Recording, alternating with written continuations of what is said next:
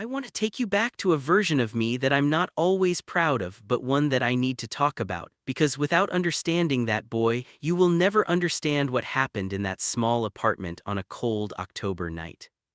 I was 22 years old, and I had spent the better part of a decade learning how to disappear. Not literally. I was still physically present, going to class, showing up for shifts at the campus coffee shop, nodding along at family dinners. But the real me, the part of me that felt things deeply and wanted things that terrified me, that version of me had learned to fold itself up smaller and smaller, like a piece of paper you keep folding, until it becomes something compact and hidden and easy to forget about. I grew up in a mid-sized town in the American Midwest. The kind of town where everybody knows everybody, where Friday nights are football games and Sunday mornings are church pews, and where being different isn't exactly punished, it's just quietly, persistently, suffocatingly discouraged. My parents were good people. I want to make that clear because this story isn't about blame. My mother was the kind of woman who made soup from scratch when you were sick and stayed up late to help you study for exams. My father coached Little League even when he was exhausted from work and took us camping every summer, even when we complained the whole time. They loved me, they still love me, but love, I've learned, is not the same as understanding. And sometimes the people who love you the most are the ones who are least equipped to understand the parts of you that don't fit neatly into the life they imagined for you. I knew I was gay when I was 12 years old. I didn't have the vocabulary for it then, not really. What I had was a feeling, a persistent, confusing, slightly terrifying feeling that the things I was supposed to feel when I looked at girls just weren't there. And the things I was very much supposed to not feel when I looked at certain boys were very much there. I buried it the way you bury things at 12 when you don't know what else to do. I covered it with other stuff. I buried it under baseball stats and video games and becoming very, aggressively, obviously interested in sports, because sports felt like the safest armor a confused Midwestern boy could wear. I dated a girl named Kayla in 9th grade. She was sweet and funny and completely deserved better than what I was giving her, which was the performance of a boyfriend without any of the actual feelings. We held hands at school and went to the movies, and when she kissed me, I told myself I just needed more time, more practice, that the feelings would come if I was patient enough. They didn't come. We broke up after 4 months, and she cried, and I felt guilty in a way that had nothing to do with her and everything to do with me. By high school, I had constructed an entire architecture of pretending. I was good at it, frighteningly good. I had the right friends, said the right things, laughed at the right moments. I learned to make myself small in ways that weren't obvious, not the shrinking, apologetic smallness of someone who seems defeated, but the careful, calculated smallness of someone who is always 3 steps ahead of the conversation, always steering things away from anything that might crack the surface. I got through high school. I got a scholarship. I went to college 3 states away, which felt like breathing for the first time, except I didn't actually breathe because by then the walls I'd built were load-bearing, and I was afraid that taking even one of them down would bring the whole structure crashing on top of me. I declared an English major. I wrote papers about other people's truths, Whitman's hidden yearning, Baldwin's burning honesty, Wilde's defiant wit, and kept my own truth locked in a box that I never opened, not even alone, not even in the dark. And then I met a roommate named Daniel. The apartment was not impressive. This is important context. It was a second-floor unit in a building that had probably been nice in 1987 and had not been updated since. The carpets were the color of old oatmeal. The kitchen had a drawer that only opened if you pulled it at a specific angle while simultaneously lifting slightly and saying a small prayer to whatever appliance god still watched over tired rental units. The bathroom was so small that if you stretched your arms out, you could touch both walls. But the rent was split 2 ways, and for a scholarship kid working 20 hours a week at a coffee shop, that was enough. I had found the roommate posting on a university Facebook group. His name was Daniel Reyes. His post was refreshingly direct. Junior English major looking for a roommate who doesn't leave dirty dishes in the sink for longer than 24 hours. I'm clean, occasionally loud when I'm excited about something, and I make excellent coffee. Non-smokers preferred. Weird hours are fine. I don't care about your personal life as long as you're a decent human being. Something about the phrasing, "I don't care about your personal life," made me feel something I hadn't felt about a housing listing before, something adjacent to safety. We met at a coffee shop to talk it over. He was already there when I arrived, sitting in a corner booth with a worn paperback and a latte, and when he looked up, my first thought was that he had one of those faces that seemed to be always slightly amused, like he was in on a joke about the world that everyone else was still catching up to. He was 23, a year older than me, with dark eyes and dark hair that was perpetually a little too long, like he kept meaning to get it cut and then getting distracted. He was wearing a faded gray hoodie that said University of Somewhere on it, the letters so worn they were barely legible. He had a small scar above his left eyebrow that I noticed and didn't ask about, not then. "You must be Eli," he said and stuck out his hand. "I must be," I said. He smiled. "Okay, I like that answer." We talked for 2 hours. About the apartment, about our majors, about our schedules, about the one rule he cared about most, the dishes thing. He was serious about the dishes. He told me he was from Phoenix originally, that he was the first in his family to go to college, that he wanted to be a journalist. He asked me what I wanted to do with an English degree, and I said the honest truth. I don't entirely know yet, and he said, "Me neither, but I figure the degree buys us time to figure it out," and I liked that. What I didn't tell him, sitting across from him in that coffee shop, was that I had been scanning him for danger the entire time we'd been talking. It's something I'd gotten so good at I barely noticed I was doing it anymore, this constant, low-level risk assessment. Is this person safe? If I say the wrong thing, the too honest thing, will they react badly? Will they tell someone? Will they make it weird? Daniel didn't register as dangerous. He registered as something I hadn't quite encountered before, genuinely unconcerning. Not in a boring way, but in a way that felt spacious. Like being around him was somehow easier than being around most people. We moved in together in September. The first few weeks were good. We had fallen into an easy domestic rhythm. He made coffee in the mornings and I was always running late. I cooked dinner most nights and he did the dishes, promptly, religiously. He was not kidding about the dishes. We watched bad television on Friday nights and good films on Saturdays, and talked about them both with the slightly too serious intensity of English majors who had been trained to have opinions. He was easy to live with. He was also, and I registered this the way you register a distant alarm, something heard but not yet acted on, easy to be around in a way that made the box inside my chest feel less sealed than usual. I told myself it was just friendship.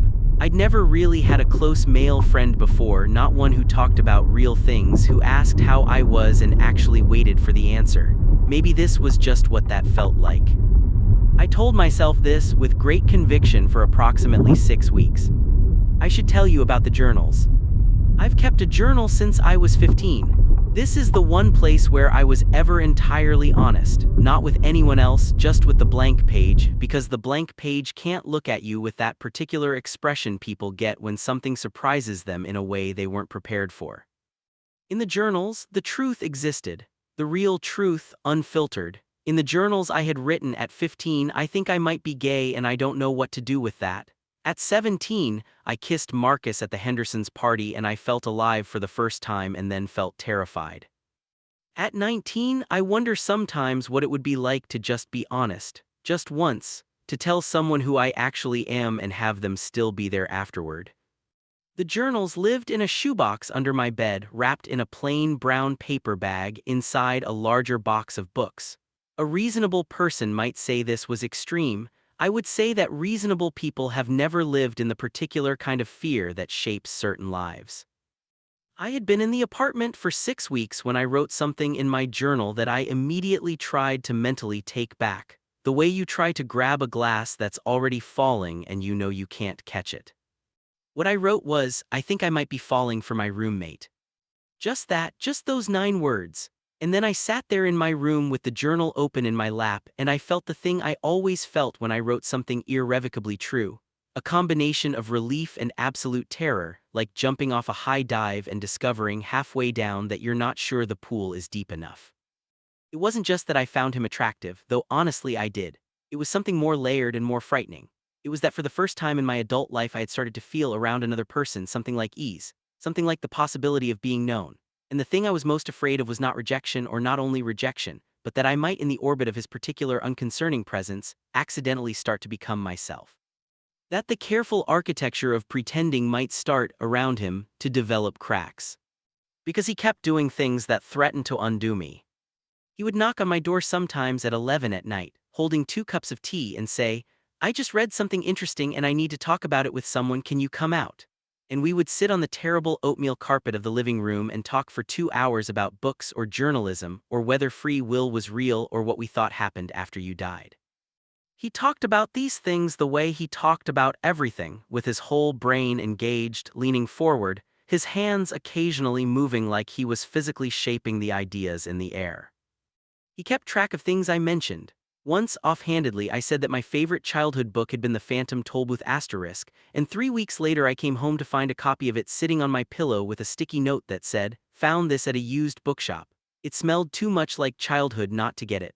I held that book for a long time before I put it on my shelf. He was also, and this was perhaps the most destabilizing thing, almost aggressively non-judgmental about everything. He talked about people across the full spectrum of human experience with the same matter-of-fact warmth, never categorizing, never flinching. He had gay friends whom he talked about exactly the way he talked about anyone else. He had a cousin who had come out to the family and he mentioned it once in a story about a holiday dinner and then moved on. And the moving on was the thing that got me, that it was so unremarkable to him, so much just one more ordinary fact about a person he loved. I kept writing things in my journal that I didn't know what to do with. And I kept, with increasing difficulty, putting the lid back on the box. The night everything changed was a Tuesday in October. I know it was a Tuesday because I had been at the library until 9 working on a paper about James Baldwin, specifically about Giovanni's Room Asterisk, which I had read and reread until the margins of my copy were full of notes that were ostensibly literary analysis, and were also, in retrospect, not entirely that. Daniel had mentioned that morning that he had a date that evening. He said it casually, the way he said everything while making the morning coffee. "I'm going out tonight, probably late. There's this girl from my journalism seminar, we're going to that new Thai place."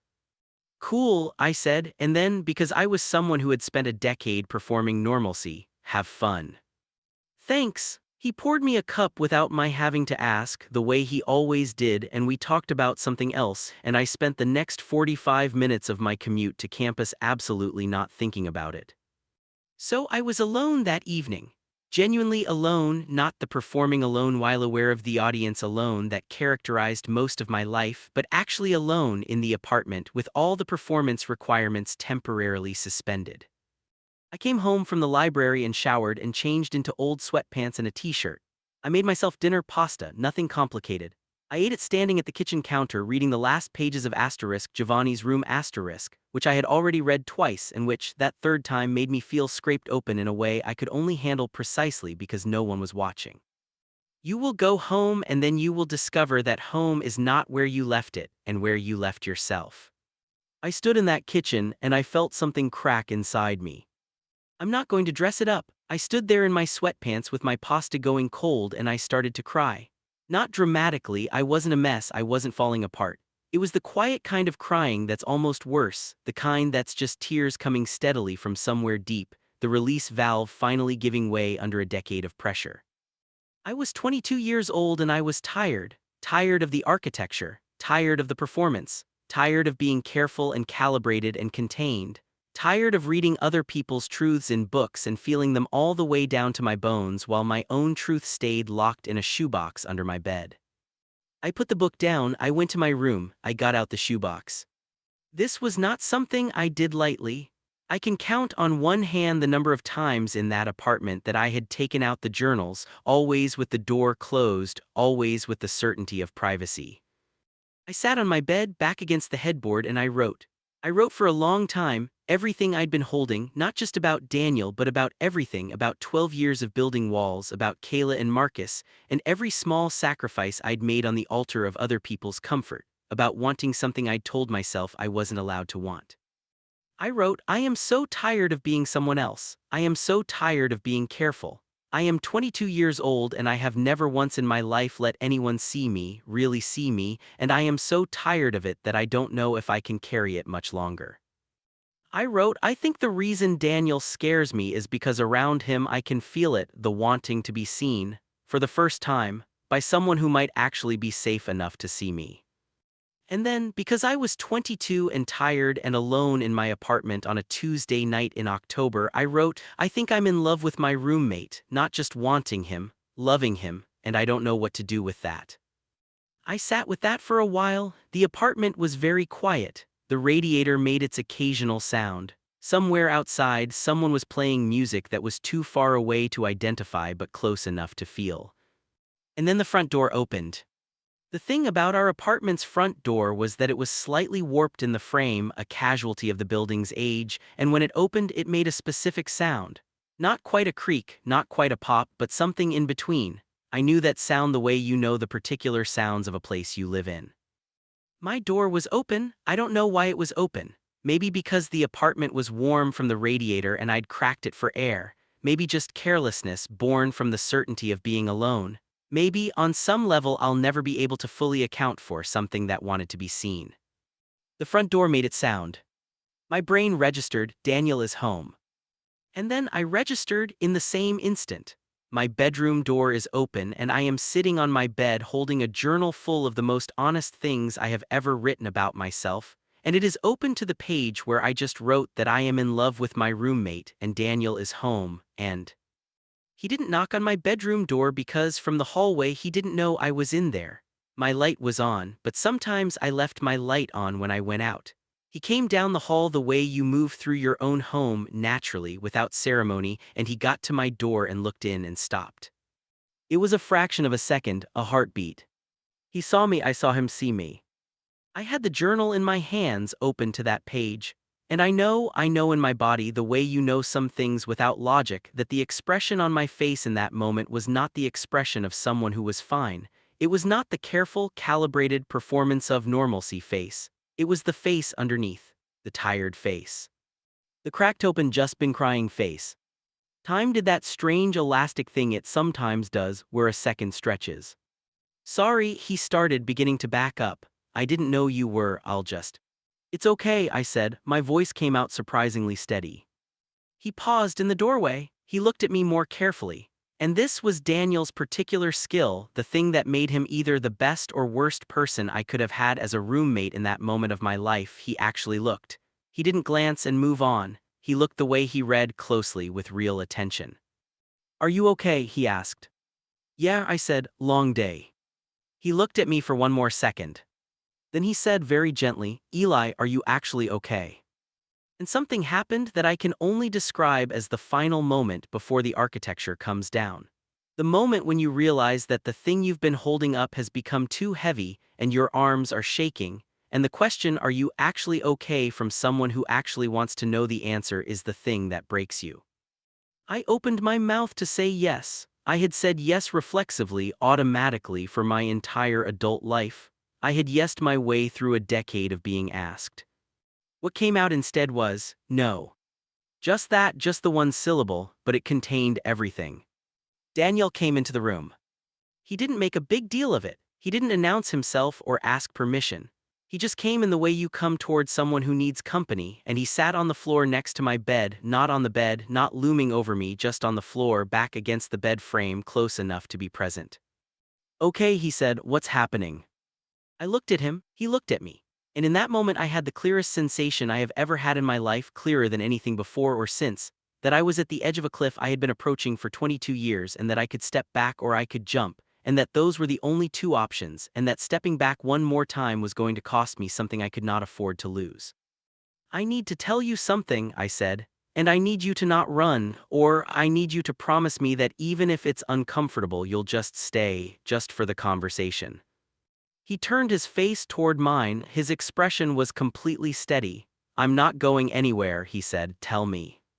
Here is what I said, more or less exactly, because I have replayed this conversation so many times that it is more vivid in my memory than most real events. I'm gay. 2 words, the first time I had ever said them out loud to another human being in my 22 years of life. The room was very quiet. Daniel didn't move. He sat on the floor and he was very still, and his expression didn't do the thing I had always, in every imagined version of this moment, feared it would do. It didn't flinch. It didn't reconfigure into something careful or uncomfortable or falsely cheerful. It just stayed exactly as it was, open, attending. He said, okay. Okay, I repeated, and I laughed. It came out a little broken. Is that all you're going to say? For right now, he said, I didn't want to interrupt you. I'm not, I mean, that's it, that's the thing.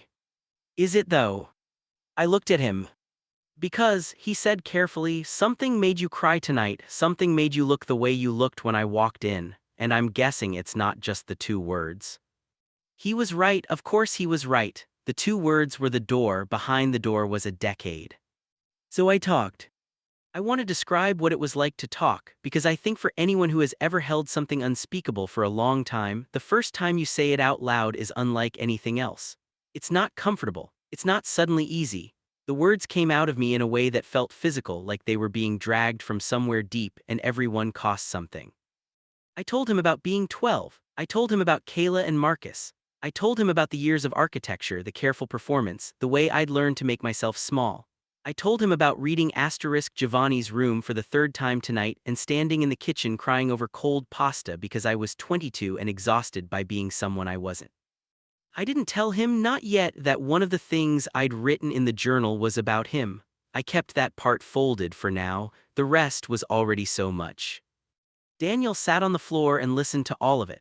He didn't interrupt except occasionally to ask a quiet question. How old were you when you knew? Or did your parents ever? He didn't reach for platitudes. He didn't say things will get better or I don't see you any differently in that way that people say it when they're performing acceptance without actually feeling it. He just listened for a long time.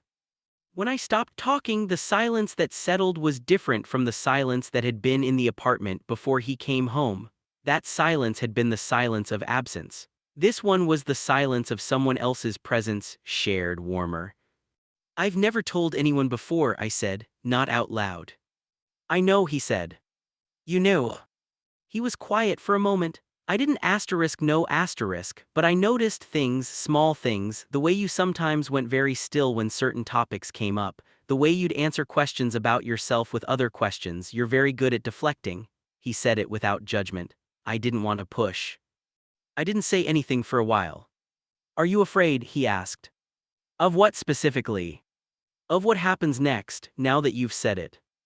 I thought about it, tried to actually feel into it rather than just give the performance of considering it. Yeah, I said, a little more of what happens with my family, less of what happens right here, right now. Right here, right now is fine, he said. Right here, right now nothing has changed except you're a little more honest and I think that's good. It doesn't change anything for you, us living together. He looked at me and something in his expression shifted slightly, something gentler coming into it. Why would it? Because some people are scared of things they don't understand. I'm not scared of you, Eli. I've lived with you for 2 months. You're one of the most thoughtful people I know, and also you're the only person who remembers to buy dishwashing soap before it runs out completely, and none of that is different now. I laughed, a real one this time. It surprised me the way real laughter always surprises you when it comes from somewhere genuine. Dishwashing soap, I said. It matters, he said firmly. It matters a great deal. We sat there for a while longer. At some point he got up and made tea without asking, just going to the kitchen and coming back with 2 mugs, and we sat in my room and talked until after midnight. Not only about the heavy things, about other things too. About his date, which had been good but not electrifying. She's great, he said, just not we'll see. About the paper I was writing. About Phoenix, where he grew up, and the city I'd been raised in. Somewhere around 1 in the morning he said, I should let you sleep. Yeah, I looked at him, Daniel. Yes. Thank you for not running. He looked at me steadily. I told you I wouldn't. And then, after a pause, you should be able to say this stuff. You should have been able to say it long before now. The fact that you've been carrying all of that alone for so long is, he stopped, shook his head. It's not right, you deserve to be known. You deserve to be known. He said it simply, like an obvious thing, and I sat with those 4 words after he left the room, after I heard his door close, sat with them in the dark and felt them settle into the chest where the architecture used to be, felt them take up residence in the space that the walls had left behind. Nothing collapsed in the way I had always feared. I had spent years building a fantasy of catastrophe, the imagined explosion that would follow any admission of truth, the relationships scorched and the doors shut and the faces turning away. The catastrophe lived so vividly in my imagination that I had let it be my architect, let it draw the blueprints of my entire life. But Daniel didn't recoil. He didn't turn me into a project or a cause. He didn't treat me differently in the ways I'd feared, no sudden awkwardness, no careful navigation around me, no sense of monitoring. He was almost infuriatingly exactly the same. Made coffee in the mornings, knocked on my door at 11 at night when he'd read something interesting, did the dishes within 24 hours, asked me how my paper was going, borrowed my good pen and returned it. What did change, and I felt this immediately, unmistakably, in every interaction, was me. Not in a dramatic, suddenly blossoming way, but in the way a room changes when you open a window that's been sealed shut for years. There's no explosion, no violent change, just air. Just the quiet, steady revolution of fresh air moving through a space that had only been breathing its own recycled atmosphere for so long. I talked more, I laughed easier. I stopped doing the thing where I answered his questions with a sideways deflection and started just answering, giving real answers. This sounds so small and it was so enormous. He noticed, I could see that he noticed in the way he occasionally looked at me, something satisfied in it. Not smug, satisfied in the way of someone who is genuinely glad something has gotten better. About 2 weeks after that October night, we were sitting on the living room floor with takeout containers between us watching a documentary, and he said, during a commercial break, without looking up from the container he was navigating, "Have you talked to anyone else since?" I knew what he meant. No. Do you want to? Someday, not yet. He nodded. That's fine, there's no timeline for this stuff. I know. A pause. Can I ask you something? Always. That night when you walked in before I told you, what did you actually think was happening? He considered this. I thought you'd had some kind of bad news or that you'd hit a wall, the kind everyone hits sometimes where the weight of everything just lands at once. He looked at me. I didn't know what the specific thing was, but I knew it was real and I knew you needed someone to not walk away. I wanted to say that's been rarer in my life than you might imagine. What I said instead was, thank you, I don't think I said that enough. You said it fine, he said, and went back to the documentary. 3 weeks after that, November now, the leaves fully gone, the first cold really settling in, I called my college friend Priya, who had been my closest non-roommate friend for 2 years, and I told her. Over the phone, sitting in my car in the parking lot behind the coffee shop, I said, I'm gay, I've known for a long time, I just wanted to tell someone else. She said, oh Eli, thank you for telling me. She was quiet for a moment and then, can I ask why now? Someone made it seem possible, I said. Priya started crying, not in a bad way, she was the type to cry when she was moved. You've been carrying this, she said. Yeah. Are you okay now? I'm getting there, I said. I think I'm actually getting there. I need to tell you about the part I hadn't told Daniel yet. The journal entry, the 9 words and the longer ones that followed. I think I'm in love with my roommate. Because that truth once spoken to the page didn't go away just because other truths had been aired. It sat there, patient and impossible, like a guest in the room that everyone is politely not mentioning. I didn't tell him right away because, and this is the thing about sequential truth-telling, which turns out to be its own complicated art, I had already done the biggest jump. I had already said the unsayable thing, the foundational thing.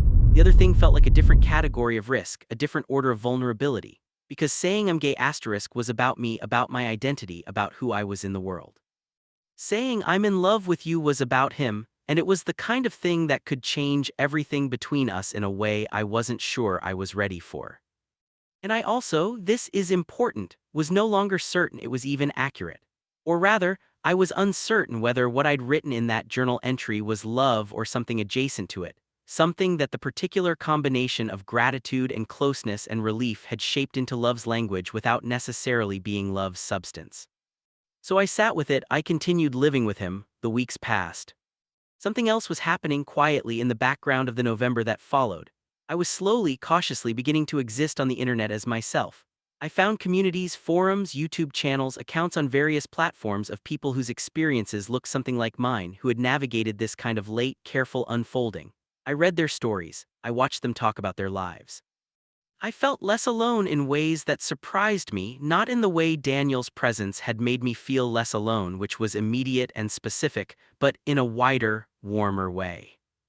One evening, Daniel walked in while I was watching a YouTube video, a young man talking about coming out to his parents at 23, and I didn't quickly close the laptop the way I would have, weeks earlier, reflexively hidden whatever I was engaging with. I just let it play. Daniel sat on the couch beside me and watched for a minute. Good channel, he asked. Yeah, I said, he talks about this kind of stuff, the coming out stuff, it helps. He nodded, he watched a bit more, he didn't make it weird, he just watched and then eventually got up and went to make dinner.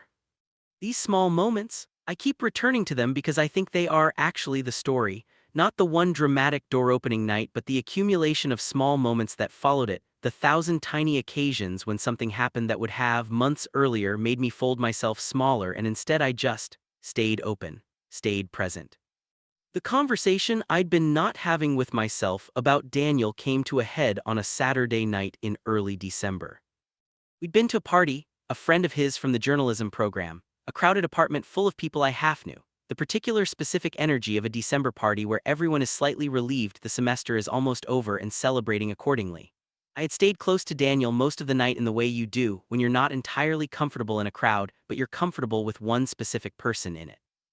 On the walk home it was cold, really cold, the first serious cold of winter, and we were close together on the sidewalk the way people are when it's cold, arms slightly overlapping in shared warmth.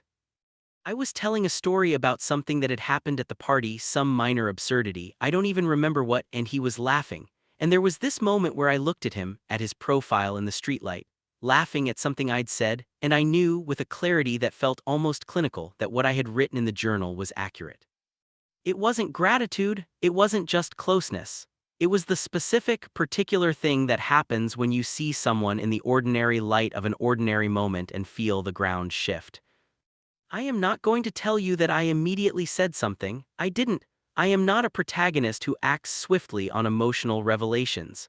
I am a person who spent a decade building walls, which means my renovation process is measured in months, not moments. What I did was get home and open my journal and write. I know what it is now, I have to figure out what to do with it. It took me until the week before winter break. We were cleaning up after dinner, he washed, I dried, a domestic ritual we'd fallen into so naturally that I barely noticed it anymore. And in the middle of it I just said, without ceremony, which turned out to be the only way I could have done it. I want to tell you something else, about that night in October. He looked over at me, his hands were still in the dishwater. Okay.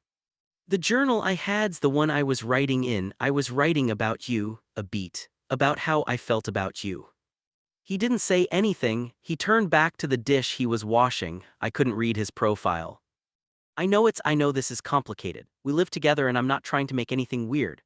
I've been doing this thing my whole life where I don't say the true thing because I'm afraid of what happens if I do, and I told myself that had to change. And the true thing is that I have feelings for you more than roommate feelings. I dried the plate I was holding very carefully. I needed you to know, even if it doesn't change anything. Even if the answer is that we just keep being what we are, I needed to have said it. Long silence, the water running, the sound of the radiator. Then Daniel turned off the tap. He dried his hands on the towel we kept by the sink. He turned to face me. The expression on his face was one I had not seen before, not the gently amused, world is funny expression that was his most common mode, something quieter and more serious, something that looked from where I was standing like consideration. I don't know what to tell you, he said slowly, because I care about you, I do, a lot, more than I've cared about a roommate before, more than a lot of people, and some of what I feel. I'm not entirely sure how to categorize. I looked at him.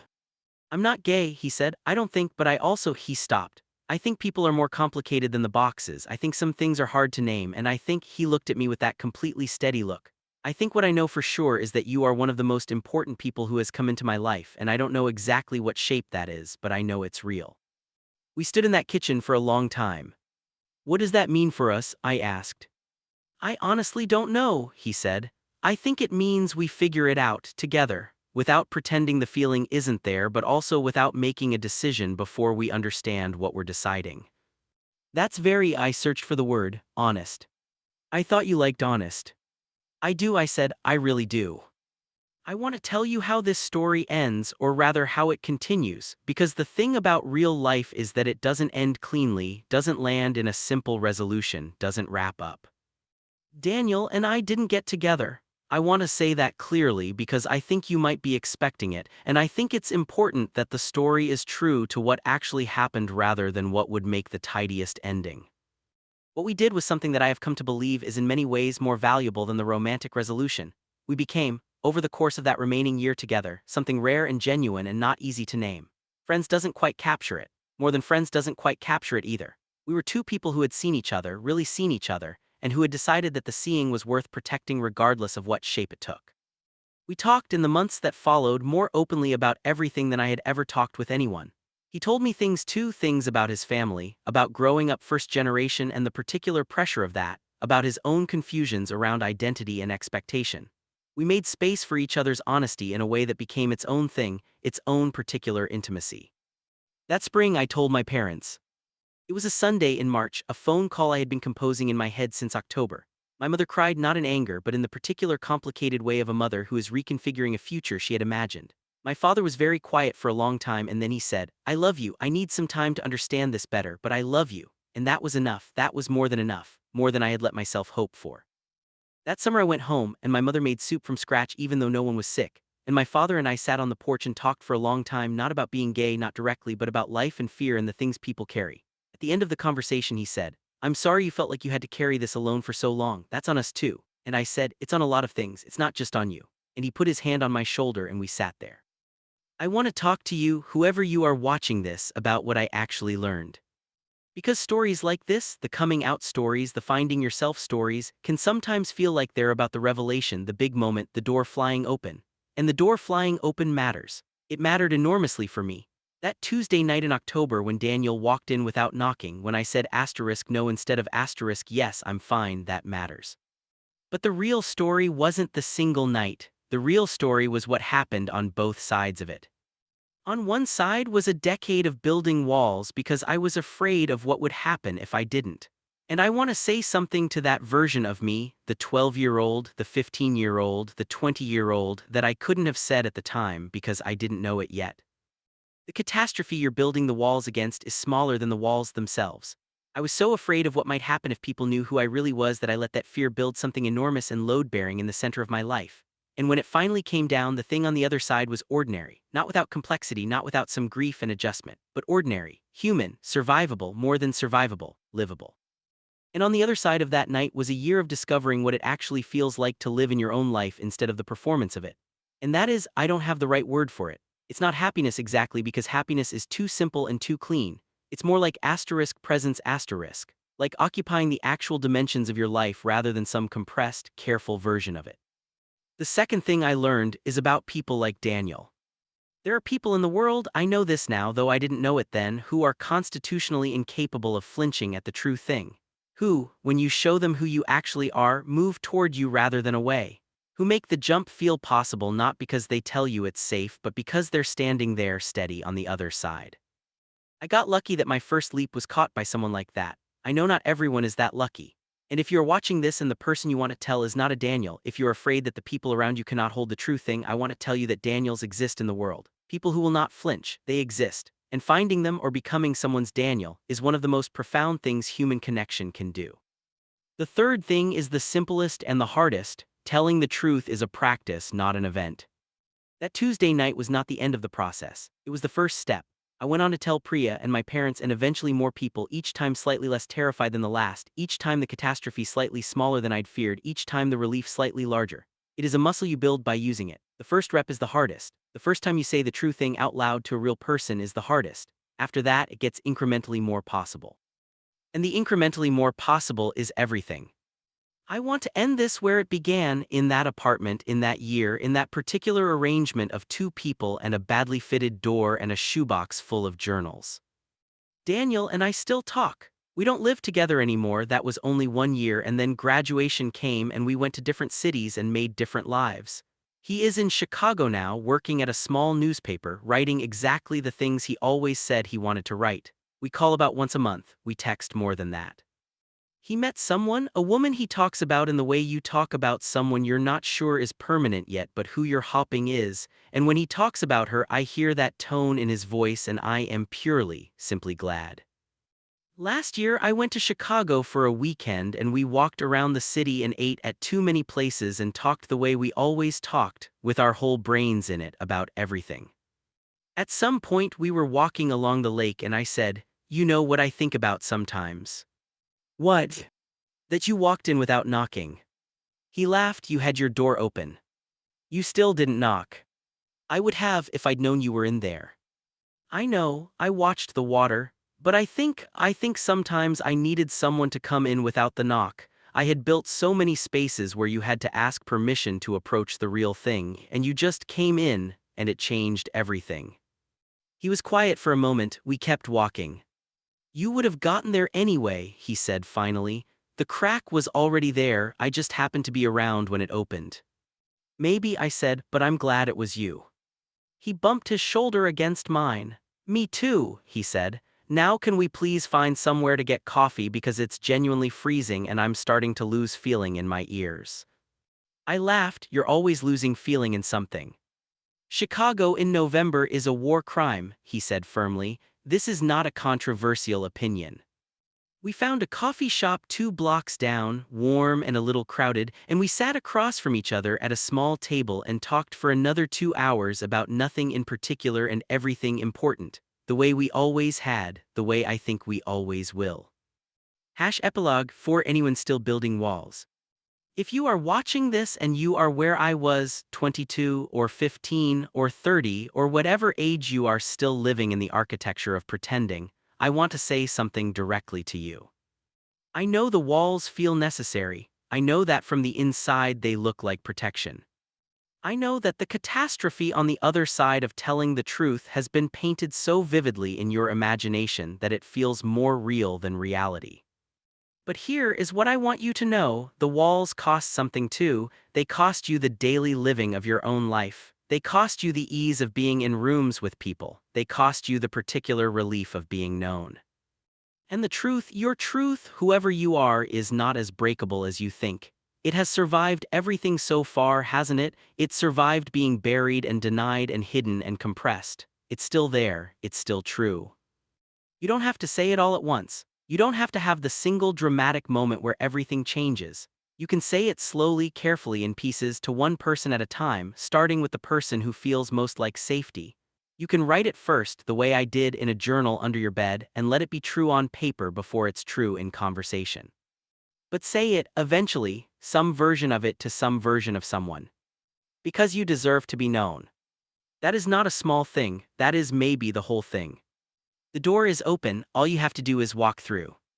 If this story resonated with you, if you're carrying something you haven't said yet, or if you know someone who might need to hear this, share this video.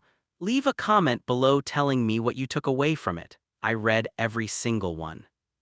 And if you're in a place right now where you need support, please reach out to the Trevor Project, 1-860-648-87386. PFLAG, or any LGBTQ plus community support line in your area. You don't have to figure this out alone. See you in the next one. End of story. Word count, words, estimated reading narration time, 14-18 minutes at natural YouTube packing.